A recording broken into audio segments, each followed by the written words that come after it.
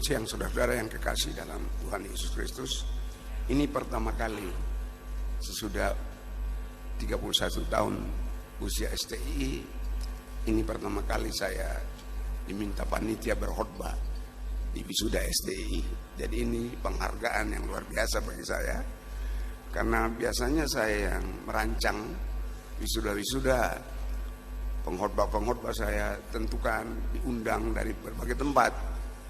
Tapi ya ini berkat saya hari ini, karena tema kita pada minggu ini, pekan ini adalah living in a culture of miracles, hidup dalam budaya mujizat. Dan mungkin itulah sebabnya saya dipatok untuk berkhotbah pada pagi ini. Dan program ini semua dijalankan oleh satu yayasan, namanya Yayasan Iman Indonesia. Iman itu kata penting yang saya pilih 35 tahun yang lalu untuk mendirikan yayasan, karena kata iman kata kunci dalam agama Islam dan agama Kristen. Sehingga saya rasa ada perjumpaan antara dua agama besar di Indonesia ini untuk hidup bersama sebagai penyembah Allah Abraham, Allah Ibrahim. Jadi 7 tahun lalu saya memilih judul ini untuk Yayasan Iman Indonesia. Yayasan Iman Indonesia. Dan saudara-saudara, itulah sebabnya saya memilih perikop yang mudah, sederhana, tapi indah, menyatakan mujizat yang dilakukan oleh Tuhan Yesus. Tetapi saya memilih judul sesudah mempelajarinya. Saya memilih judul Iman yang Mendatangkan Mujizat. Memang STI sepanjang perjalanannya bergelimang berkat mujizat Allah.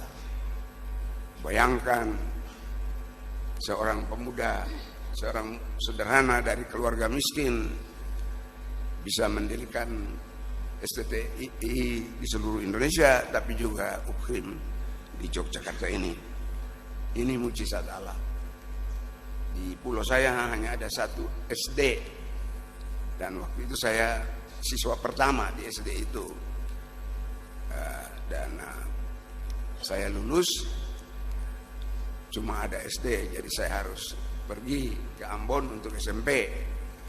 Lalu SMP sudah itu ke Jawa, karena tidak ada kemungkinan melanjutkan di Ambon. Datang ke Jawa dan hidup kadang-kadang tidur di bawah jembatan karena tidak punya biaya. Tapi Tuhan menuntun terus, dan saya ditransformasi oleh Roh Kudus usia 19 tahun. Dan sesudah itu perjalanan saya, hidup saya dalam iman yang kokoh teguh kepada Tuhan Yesus Kristus. Jadi saya pilih judul ini, Iman yang Mendatangkan Mujizat. Mari kita berdoa. Di kaki-Mu ya Allah Tritunggal, hati kami bersimpuh mengaku bahwa Engkaulah adalah Allah Abraham, Allah Ishak, Allah Yakub, Allah Bapa dan Tuhan kami Yesus Kristus, yang sudah mengambil tubuh insani datang ke dunia ini. Tubuh insani itu Engkau pelihara suci, tak bersalah, dan Engkau korbankan di Golgota bagi kami. Kami berbahagia kalau dipercayai oleh Allah untuk menyebarkan kabar baik dalam Yesus ini kepada setiap insan di dunia, terutama di negeri kami. Terpujilah nama-Mu atas wisuda hari ini, suatu bukti lagi kasih-Mu kepada kami, kasih-Mu kepada gereja-Mu di Indonesia, kasih-Mu kepada bangsa kami di Indonesia ini. Dan dalam nama Yesus saya pertaruhkan penyampaian firman-Mu ini. Amin. Iman yang mendatangkan mujizat. Hidup dalam Kristus dalam pelayanan, kita menghadapi banyak tantangan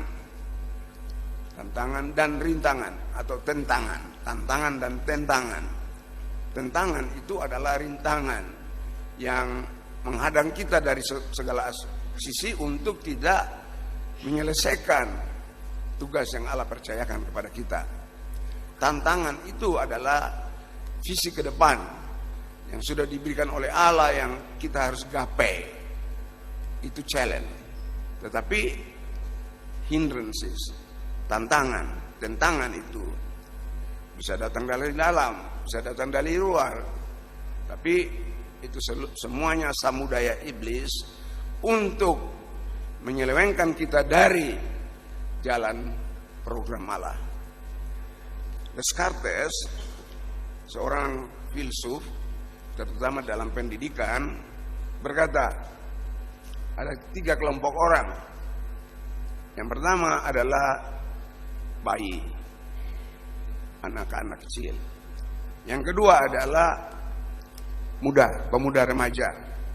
Dan yang ketiga adalah dewasa.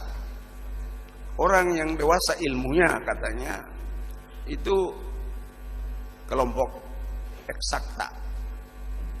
Jadi semuanya sudah eksak.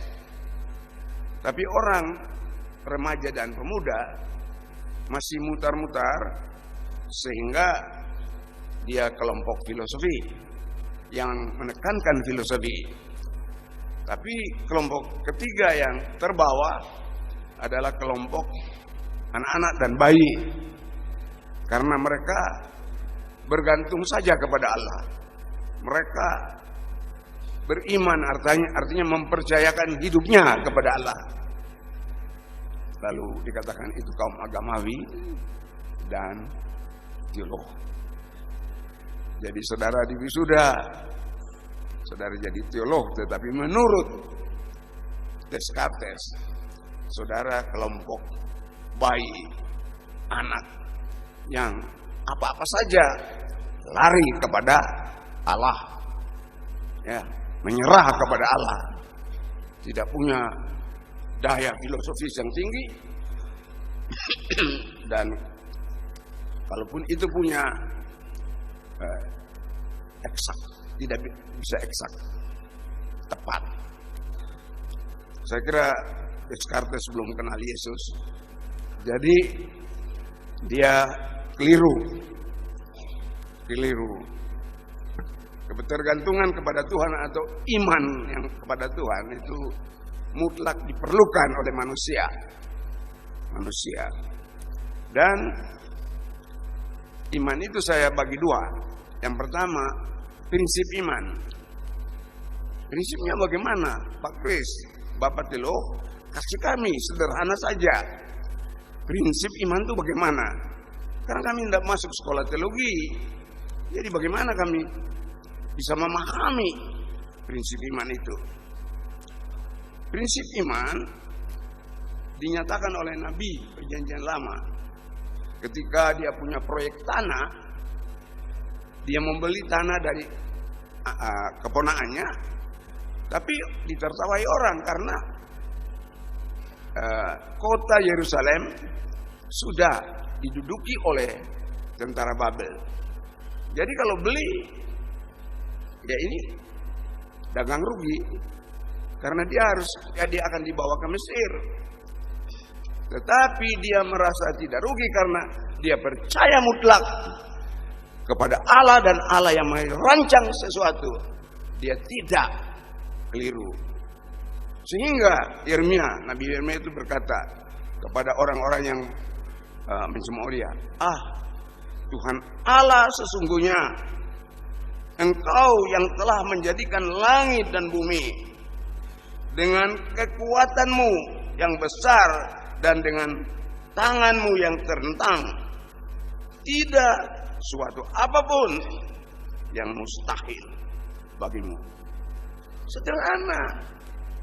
Tidak usah sekolah teologi pun bisa paham. Bagi Allah pencipta langit dan bumi, tidak ada yang mustahil.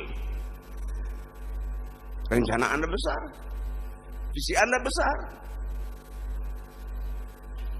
tetapi Allah bisa menolong Anda untuk mencapainya, karena Allah itu menjadikan dari yang tidak ada menjadi ada. Sehingga kalau kita beriman artinya mempercayakan diri kepada Allah, kita dapat melakukan perkara besar bagi Allah. Memang iman itu satu sisi dari satu mata uang, seperti satu sisi dari satu mata uang. Iman itu tidak kelihatan. Hubungan vertikal manusia dengan Tuhan itu iman. Tetapi ada sisi lain dari mata uang itu, sisi horizontal kepada manusia yang dilihat ialah ketaatan. Ketaatan artinya percaya apa yang sudah dikerjakan, dirancang dan juga sudah diterapkan oleh Allah dalam firman-Nya. Diterima simpel seperti anak kecil. Sesudah itu Yeremia coba membentangkan bagaimana Allah yang Maha Besar itu memimpin umatnya melalui jalan yang sulit sekali sampai dikejar-kejar oleh Firaun. Tapi Allah minta Musa menunjukkan tangannya dan terpecah air laut di Laut Merah untuk mereka menyeberang. Saya kira anak-anak yang hadir itu di situ ya ada anak-anak juga, jadi mungkin dia tidak jalan seperti bapaknya, tapi lari-lari sambil lempar-lempar karang ke atas. Mungkin ikan ada yang mati di situ, dilempar-lempar ke atas. Simple, yaitu iman artinya pasrah kepada Tuhan tanpa ragu bahwa Dia yang Maha Kuasa, Dia yang bisa menjadikan perkara besar melalui hidup kita, dari yang tidak ada menjadi ada. Lalu kemudian dalam Yeremia 32 ayat 27 tadi ayat 17, Nabi berkata bagi Allah tidak ada yang mustahil. Lalu kemudian Allah menanggapi dalam firman-Nya Yeremia 32 ayat 27, sesungguhnya Akulah Tuhan Allah segala makhluk. Adakah sesuatu apapun yang mustahil bagiku? Jawabannya tidak. Tidak mustahil. Nabi percaya. Nabi Yeremia di Perjanjian Lama, Allah mempertegaskannya. Kenapa umat Allah tidak bisa menerima iman bergantung kepada Allah? Apalagi dalam dunia sains dan teknologi, kita begitu pinter sampai Allah disisihkan. Untung ada Pancasila. Bagi orang Indonesia, ketuhanan yang Maha Esa. Sehingga kalau Anda tidak mau hidup dalam alam Pancasila, Anda harus pindah ke Hong Kong atau pindah ke Singapura. Mungkin Anda senang, tapi wah, saya di luar negeri itu banyak sekali. Ke negara apa saja, kadang-kadang bermalam, berminggu-minggu. Di Amerika saja 7 tahun tinggal. Tempat yang paling indah dan nyaman adalah namanya Indonesia. Iya. Jadi waktu saya pulang dan Yayasan Iman sudah berkembang, saya ditawari jadi dosen di itu, jadi dosen di itu, di universitas itu, seminar itu. Saya tolak semuanya. Saya bilang saya mau di Indonesia karena Allah nyata sekali dalam kehidupan bangsa Indonesia. Tapi ya memang kadang-kadang juga pikir, kenapa kok mau di Indonesia padahal apa tuh gaji kecil, makannya kadang-kadang kurang, sakit itu ya bisa beli Ponstan. Ini ada di kantong saya Ponstan. Tapi dengan iman 32 tahun STI sudah mendarat dan dipakai Tuhan, 4.000 lebih alumni. Haleluya. Tapi Allah mau bikin program besar di dunia. Sudah dijanjikan lama dan dia mau implementasikan itu di dunia. Lalu Allah mengirim malaikat untuk memberitahukan bahwa ini momentumnya. Dunia diberkati. Dunia mendapat juru selamat. Dunia kenal anak Allah. Jadi dipilihlah seorang wanita muda, namanya Maria. Dia belum menikah, masih muda. Lalu malaikat datang. Dek, ini bahasa saya. Dek, kamu akan mengandung dan memperanakan seorang anak laki-laki, tapi namanya Yesus, anak Allah yang Maha Tinggi. Maria kaget. Wajar. Dia bilang, malaikat, aku belum berhubungan dengan pria. Bagaimana aku hamil dan melahirkan? Tidak mungkin. Lalu malaikat bilang, sebab bagi Allah tidak ada yang mustahil. Allah bisa menjadikan dari yang tidak ada menjadi ada. Seperti hadirnya STI di Indonesia, nggak ada, kecuali hamba kecil ini ada, tapi tidak ada denominasinya, tidak ada, tapi hadir karena Allah yang minta. Allah yang minta percaya bagi dia bahwa dia bisa mengadakan dari yang tidak ada menjadi ada. Jadi malaikat berkata, sebab bagi Allah tidak ada mustahil. Maria, jangan kamu berdebat dengan Allah. Ya, tapi untung yang suruh itu malaikat. Kalau pendeta Dr. Kesmarantika yang suruh, biasanya saya konseling, apalagi anak perempuan muda, di konseling lalu dia itu loh, betul, meragukan terus. Lalu saya bilang, hei anak muda, lihat saya. Apa kamu tidak tahu bahwa bagi Allah tidak ada yang mustahil? Tapi malaikat itu kan hidup di hadirat Allah, jadi dia sopan, lebih sopan. Jadi kalau Anda bicara dengan malaikat, tidak ada masalah. Tapi kalau bicara dengan Pak Kris dan berdebat terus, masalah. Sebab saya tidak mau kalah debat.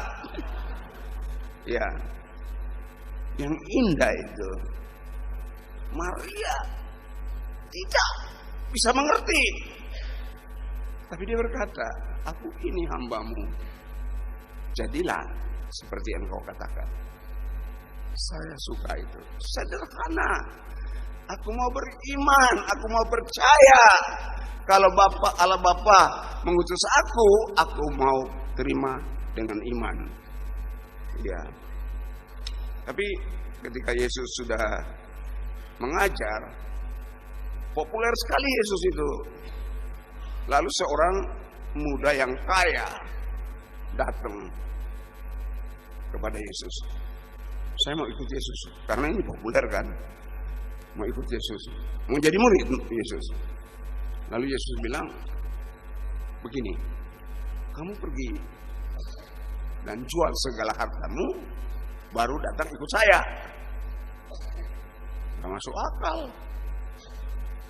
Ya, lalu dia bilang, sudah saya lakukan semua itu sebagai orang beragama Israel, Yahudi. Sudah, mengikuti hukum Taurat itu sudah.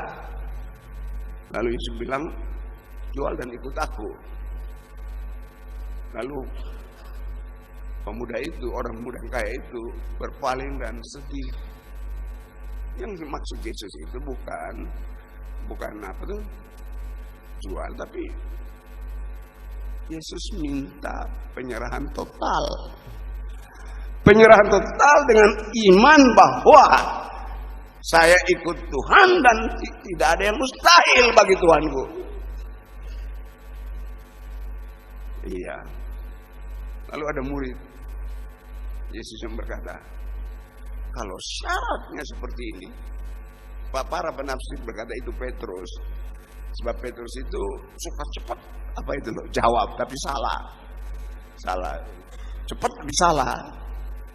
Lalu Petrus berkata, kalau begini aturannya, siapa yang bisa masuk surga? Karena Yesus berkata, mudah bagi unta masuk lubang jarum, ya, lebih mudah daripada orang kaya masuk surga. Tidak dimaksudkan bahwa kalau kaya tidak masuk surga, bukan. Jangan salah tafsir. Maksudnya Yesus minta penyerahan total dengan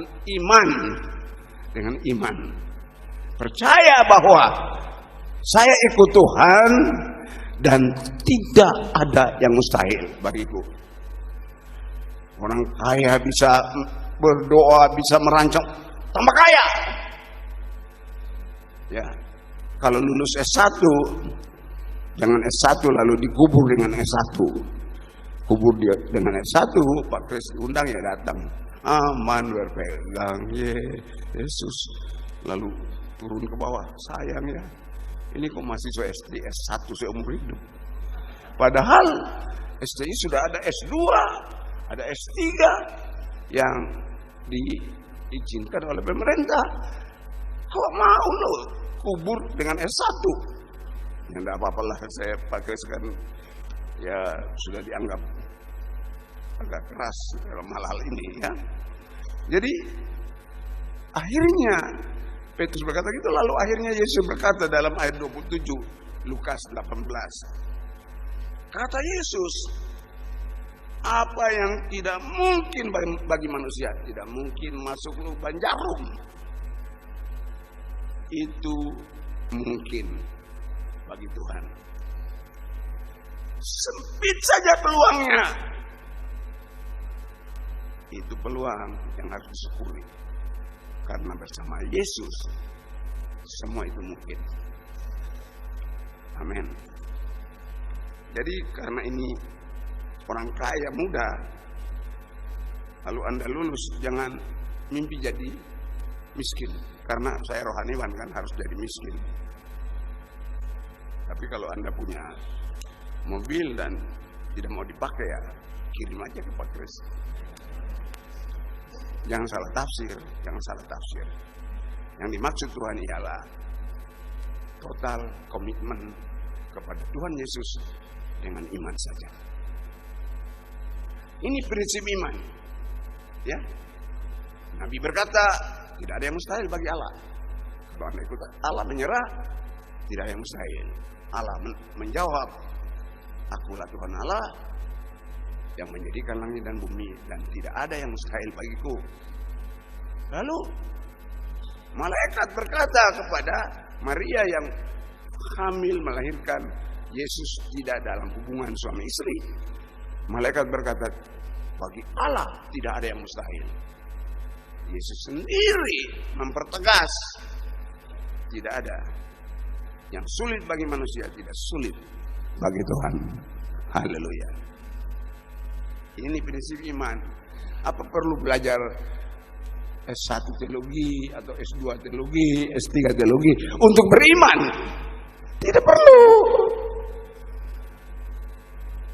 Ya belajar, tapi orang yang tambah ilmu itu biasanya imannya kerdil. Iya. Belajar.